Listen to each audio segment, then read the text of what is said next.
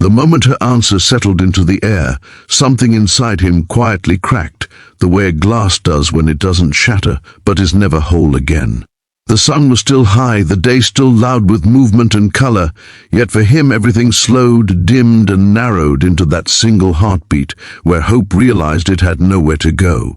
He had walked into the afternoon carrying courage like a fragile gift, and now he stood there holding nothing, trying to remember how to breathe while the world kept moving as if nothing had happened. If you believe that kindness, rejection, and second chances can quietly change the direction of a life, then take a second to like this video, comment your thoughts, share it with someone who needs hope today, and subscribe to the channel Kindness Touch. Your support helps stories like this reach hearts that need them most. Ayan Malik had not always been the kind of man who took emotional risks. He was careful, thoughtful, the type who planned his words in his head long before they ever reached his mouth.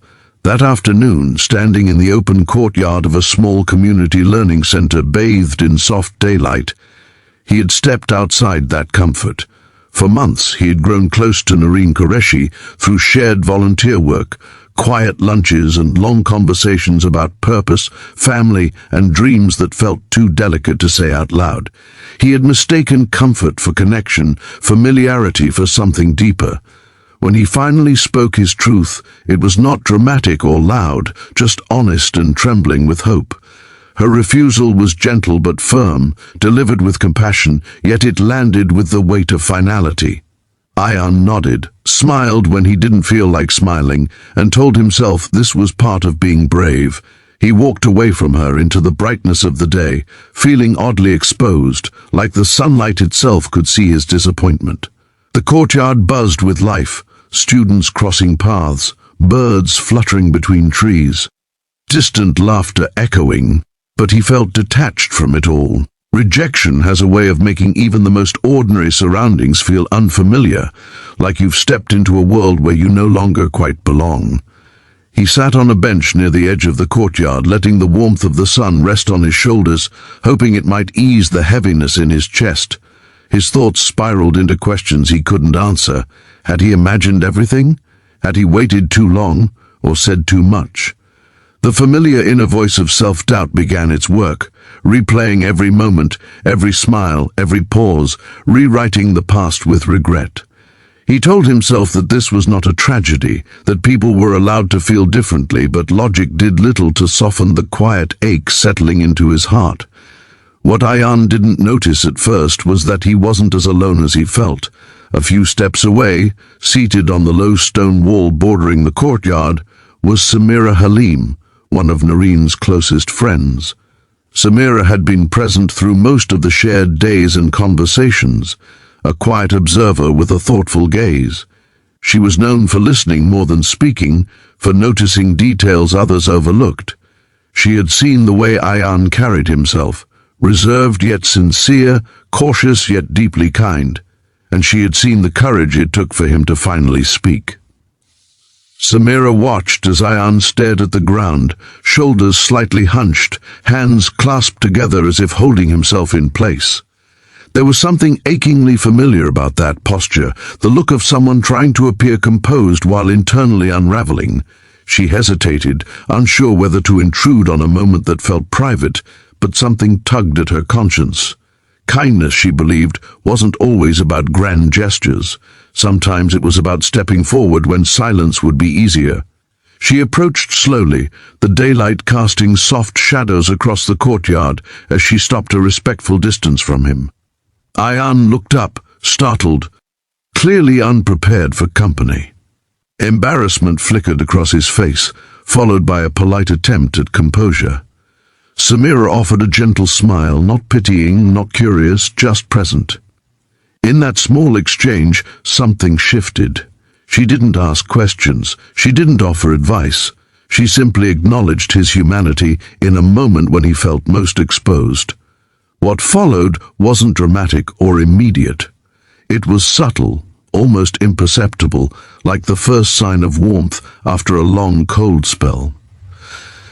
Samira made a simple comment about the day, about how bright it was despite the lingering winter chill.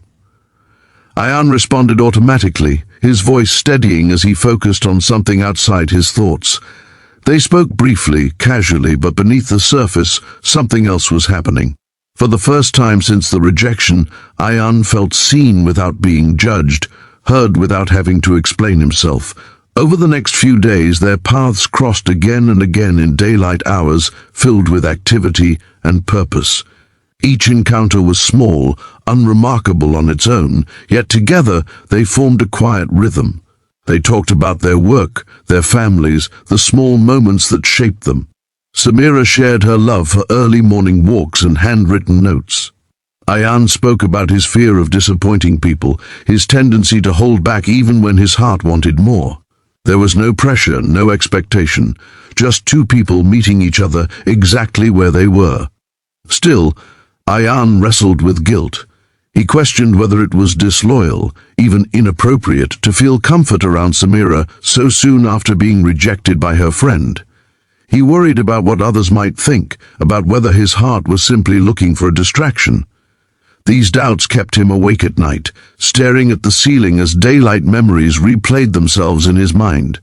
But there was something different this time.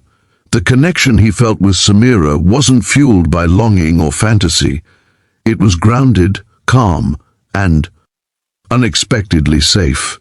Samira, too, carried her own uncertainties. She had always been the friend people leaned on, the one who supported from the sidelines while others took center stage in love and life. She had learned to quiet her own desires, telling herself that being content was enough. Yet with Ayan, she felt a gentle stirring she hadn't allowed herself to feel in years. It scared her, not because it was intense, but because it felt real. As weeks passed, the community center became a place of shared purpose and growing familiarity. Daylight filtered through windows as they worked side by side, their conversations deepening naturally. Ayan began to notice the way Samira paid attention to details, how she remembered small things he mentioned in passing, how she listened without trying to fix him.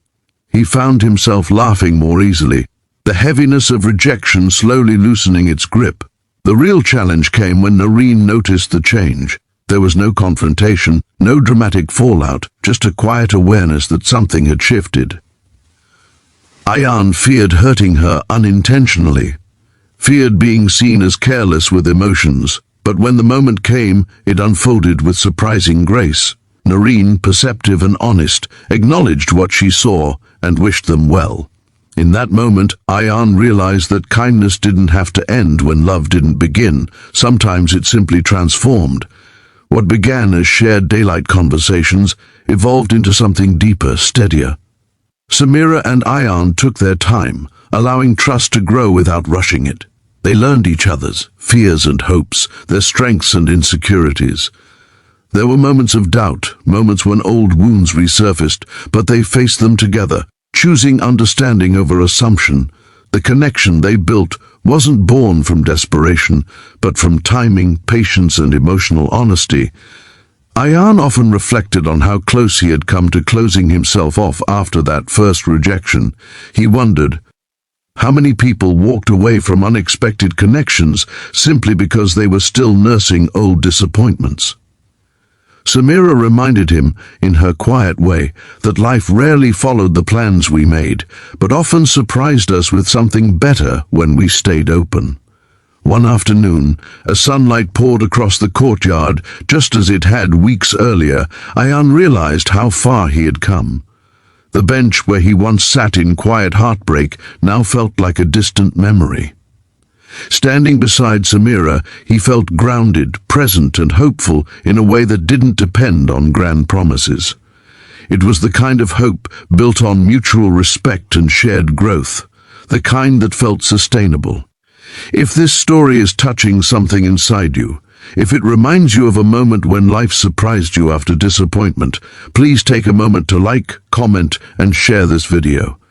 Your engagement helps keep these stories alive and reaching hearts that need them. Just before the ending, we have a special request for you.